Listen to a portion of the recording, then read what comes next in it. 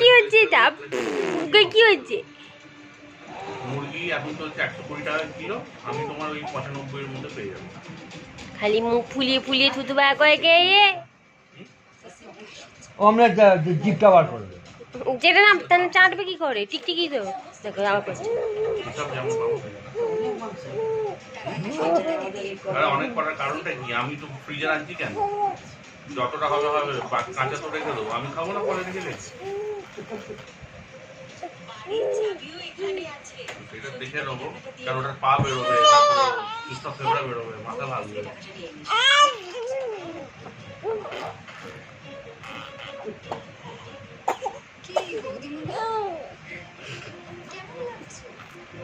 বদমাইশ দেখছে সমানে পুকুর দিচ্ছে কত কাজ। ভাই কি হচ্ছে তোমার? কিছু বলাই ওর উল্টে যাচ্ছে।